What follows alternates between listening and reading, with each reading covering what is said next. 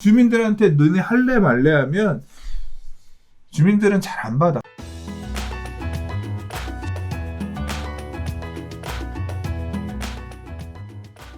자, 5번째 이야기입니다. 70건 몰린 공공재개발 사업 탄력받나? 이달 1차 후보지가 나온다는 얘기인데요. 눈치 싸움이 치열하다는 얘기입니다. 결과에 따라 시장이 크게 요동칠 것으로 보여지고 있는데요. 이달 말에 일부 지역을 발표한다고 하고요. 내년 3월에 추가 발표를 생각하고 있다고 합니다. 최종 10여 곳을 선정할 전망인데요.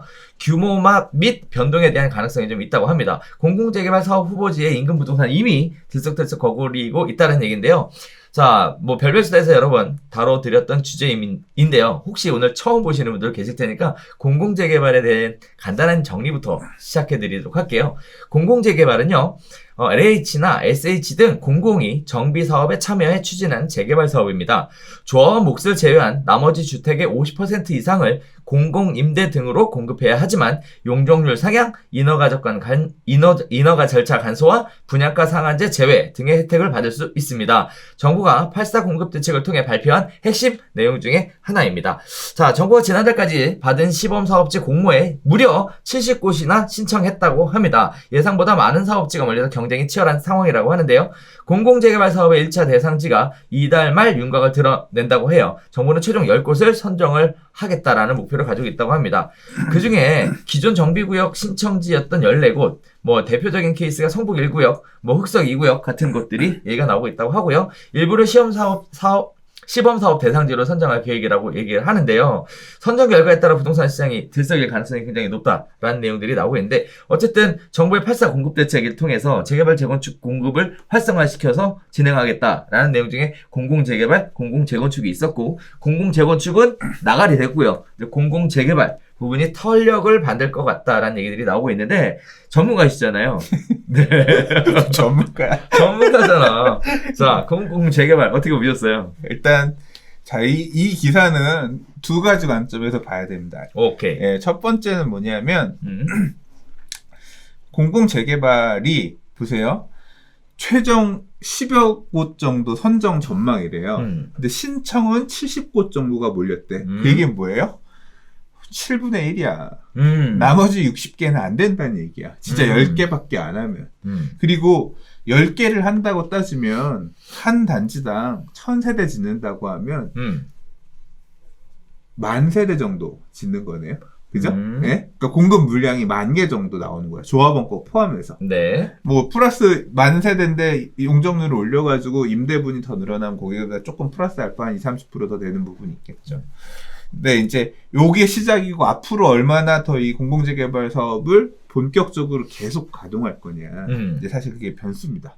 시범이긴 하지만 그 다음은 앞으로 2차, 3차를 어떻게 할 거냐를 어떻게 이제 정부가 의지를 가지고 가느냐가 제일 핵심이고. 네. 뒷부분에서 이제 다음 기사에 얘기할 LH의 변창흠 사장님이 요번에 이제 국토부 장관님으로 오셨잖아요. 오실 거죠. 네, 오실 거잖아요. 네, 청문회 오셔야 돼. 그러니까 이제 그렇다고 보면 그 공공재개발 통해서 도심지 공급 확대하겠다 이런 얘기도 얼핏 얘기를 하셨기 때문에 더 확대될 가능성도 없잖아 있어요. 그래서 단기적으로 보면 이게 이제 여기에 요거 공공재개발 될 거다라는 확신을 가지고 사람들이 지금 엄청 요새 빌라다 세대 매매 많이 됐다는 게 사실 상당 부분은 이 공공재개발 추진 지역들에서 이루어진 거거든요. 떨어지고 나면 이제 이거 우리 어떻게 되는 거냐. 이제 그게 커질 겁니다. 그래서 그 희비가 엇갈리는 부분 때문에 들썩이는 게 있을 거예요. 그리고 추가 카드를 받을 거냐 안 받을 거냐, 추가로 공공재개발을 어디까지 할 거냐. 제가 이게 과거의 반복이에요. 서울시가 2002년에 시범 뉴타운, 2003년에 2차 뉴타운, 그렇죠. 2005년에 3차 뉴타운 그렇죠. 지정하면서 계속 넣었어. 우리 뉴타운 해주세요. 뉴타운 해주세요 했는데 계속 떨어진 데도 있단 말이야. 그렇지. 그러면 계속 될 거야. 이번엔 되겠지. 갔다가 떨어지고. 그러다 결국은 안 된 곳도 있어요. 예, 이제 그런 지역의 부침들을 이제 봐왔단 말이에요. 떨어지고 나면 싸해. 진짜 이 부동산 가문 사장님이랑 얼굴도 한번 보기 힘들고 얘기 한번 하기도 힘들었는데 딱 가고 나면 문도 닫고 그 경험이 또 이제 이번에 반복될 것 같은데 지금 막 느껴지는 에너지들이 그러다 또 다시 되면 이번엔 되지 않겠냐 으쌰으쌰하고 이제 앞으로 이 서울 도심지의 재개발에서는 그 흐름들이 있을 것 같고 결국 이게 이제 뭐냐면 이제까지는 아파트 중심의 부동산 가격 상승이 어떤 큰 흐름이었다고 하면 이제 이 공공재개발을 앞으로 막 적극적으로 확대하겠습니다. 발언 나오면 또 이제 막 이제 썩음썩음한 동네들은 다 빌라들까지 다 뒤집어지는 거야. 그러니까 2006, 7, 8, 9년에 서울이 어게인 되는 거지. 예. 그래서 이제 결국 뭐냐면 안 올랐던 빌라들이나 이런 것들까지도 난장판 되는 그런 사건의 반복이 될 수가 있어서 그걸 아는 입장에서는 정부 입장에서는 또 되게 곤혹스러울 겁니다. 이 공공재개발을 어떻게 관리할 거냐.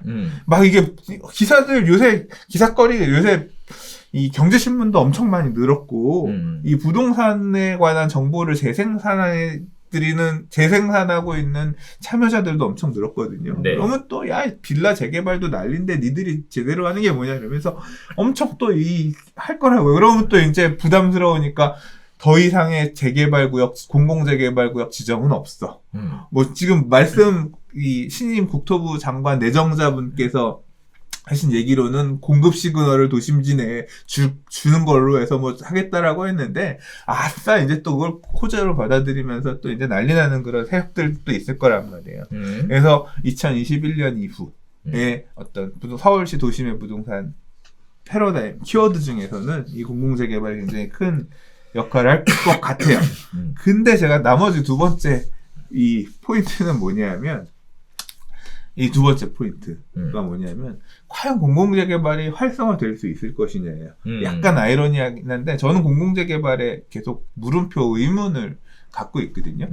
그러니까 지금 공공재개발이 사람들이 이렇게 되게 열의를 갖고 난리가 난 이유는 뭐냐면 그냥 동아줄이기 때문이에요. 서울시가 그렇지. 이제까지 박원순 시장님 이후에 도시재생, 기존의 정비사업을 억제하고 도시 재생 형태의 그러니까 전면 철거 중심의 정비 사업이 아니라 기존에 있던 걸 살리는 형태의 어떤 도시 개선, 도시 재생, 네, 도시 재생, 주택을 정비하는 어떤 이런 형태를 갖기 때문에 이 응축되어 있었던 에너지가 지금 막 불출하고 있는 거예요. 아, 재개발 안 돼? 해제됐었는데 공공재개발은 가능해? 그럼 우리 공공재개발이라도 해서 옆에 그때 재개발 우리처럼 해제 안 한 지역들은 집값이 지금 15억, 13억이 됐는데 우리도 재개발을 통해서 부동산 자산 가격 상승의 어떤 단꿀을 누리고 싶어. 이런 사람들이 지금 공공재개발이라는 얘기를 지금 막 용손 치는 거거든요. 그러니까 이게 유일한 동아줄이야 지금은. 근데 뭐가 지금 변수냐면 서울시의회에서 재개발 구역 지정 기준이 요건? 왜 이렇게 강하냐? 왜 재개발 신규 구역 지정 안 해? 도시 정비 기본계획 수립해서 하라고 해놨는데 이거 왜 유명무실해? 왜 사문화 시켰어? 그래서 서울시에서도 이거 좀 다시 그럼 손보겠습니다. 하고 있거든요. 그래서 만약에 그리고 제가 이거 벌써 별별 수다에서 몇 번 얘기했지만 내년 봄에 있을 서울시장 보궐선거가 아주 큰 어떤 터닝 포인트예요. 그래서 앞으로 새로 서울시장이 되실 분이 서울시의 도시재생 정책, 도시정비 정책, 주택 재개발 정책을 어떻게 가져갈 거냐. 재개발 정비구역 지정 기준이라는 건요, 계속 바뀌어왔어요. 높은 적도 있었고, 낮은 적도 있었고, 도시재정비 촉진을 위한 특별법이라는 법도 있어요. 뉴타운법. 예, 그 법에 보면, 뉴타운 지정하면, 그 기준을 20% 완화해주는 규정도 있어요. 맞아요. 그렇기 때문에, 지금 만들어져 있는 법화에서 재개발을 다시 활성화시킬 수 있는 방법도 있거든요. 그렇죠. 예, 그걸 갖다가 이제 지금 국토부 생각도 있지만 사실 우리나라 지방자치단체 지금 어쨌거나 서울시가 그런 계획을 세워서 우리 시를 만들어가는 거잖아요. 그래서 내년도 봄에 이제 새 시장님이 나오고 서울시가 어떤 식으로 재개발을 이끌어갈 거냐.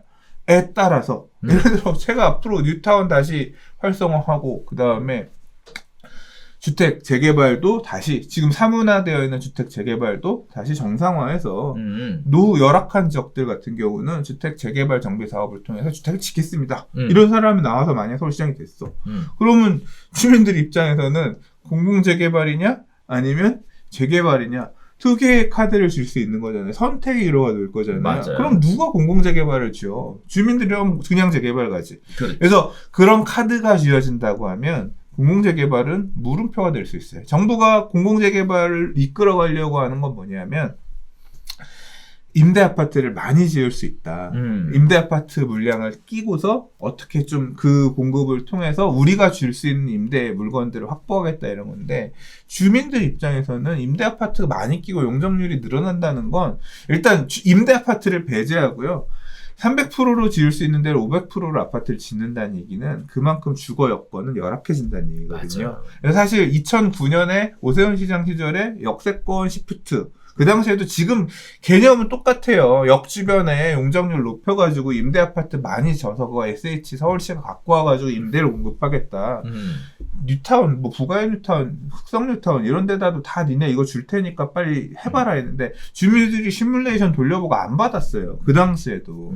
그러니까 결국 반복이야. 주민들한테 너네 할래 말래 하면 주민들은 잘 안 받아. 그 용적률 받아서 우리 추가 부담금 5천만 원 줄어드는 건 좋은데 그 5천만 원 받아먹고 앞으로 30년, 40년 빽빽하게 살아야 되는데 야, 그 돈 그 뭐 달콤하냐 안 해. 이렇게 다 거절을 했단 말이에요. 그렇지. 그러니까 그 카드가 쥐어지는 순간 동아줄이 2개가 되는 순간 주민들은 더 나은 동아줄을 쥐려고 할 거거든. 그래서 이게 되게 큰 변수입니다. 그러니까. 네, 변수예요. 그래서 요 지금 이 공공재개발 관련돼서는 그 두 가지를 같이 놓고 생각을 하셔야 돼요. 우리 강 소장님이 당장 시범사업지 지정부터 10년 뒤 얘기까지 지금 짧은 시간에 굉장히 많은 얘기를 해주셨는데요. 한편으로는 이런 생각도 좀 들었어요. 아파트 가격 많이 올라가. 그랬더니 야 우리도 아파트 질 거야. 재개발 가격도 많이 올라가죠. 야 근데 우리는 재개발도 아니고 해서 안 올라가. 그러니까 우리 집값 올라가려면 공공재개발밖에 없어 지금은.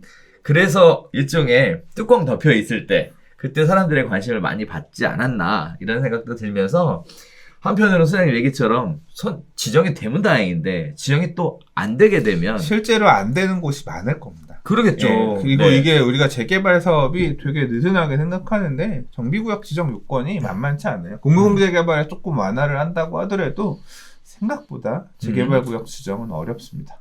이게 막 당장 될 것 같지만 그렇게 쉽지 않아요. 예. 돼도 추진지체 간의 갈등도 되게 심하고 그렇죠. 예, 이 갈등이 끝까지 가. 그 갈등 얘기는 5년 뒤에 얘기해 지금. 5년? 5년 뒤에 되겠어? 빨라야. 네, 빨라야. 말 잘 정확하게 해야지. 그래서 이게 그냥 공급 시그널? 아이고 20년씩 물려 있는데. 그러니까 네.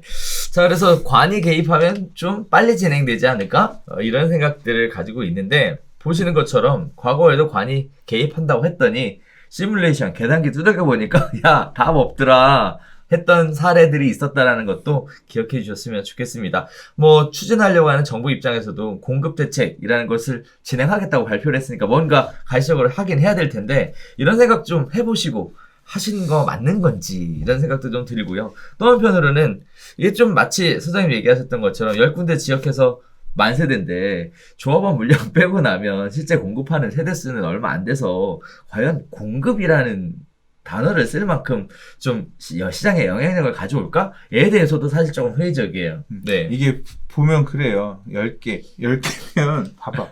그러니까 뉴타운 10개면 많아요. 뉴타운은 광역이기 때문에 그렇죠. 뉴타운 하나가 기본적으로 만 세대, 많은 데는 2만 세대 이렇게 되니까 그러면 10개면 20만 그렇잖아요. 물론 중간에 그거 빼면 20만까지는 안 되겠지만 근데 네. 뉴타운 10개가 아니라 재개발 구역 10개면 뭐 500세대짜리 단지도 있고 좀 뉴타운 커봐야 2개? 많아봐야? 많아봐야? 네. 그럼 그 정도니까 네. 그렇죠. 네. 아무튼 요게 이 판이 또 이제 이어지는구나. 이 떨어지는 데들이 그러니까 사실 되는 데들은 이제 쾌재를 부르면서 날아갈 거고 이제 또 물론 이제 거래 제한들은 있을 거예요. 공공재개발 같은 그렇죠, 경우는 그렇죠. 그런 어떤 투기 방지책을 넣어서 한다고 했으니까 제 생각에는 막 토지거래 허가 제한까지도 걸 수 있지 않을까 싶은데 원래 재정비 촉진지구 뉴타운은 있었던 있었죠. 거니까. 예. 아무튼 그런 부분들은 앞으로 이제 또 내년에 별별 수다에서 이제 해볼 만한 얘기일 것 같습니다.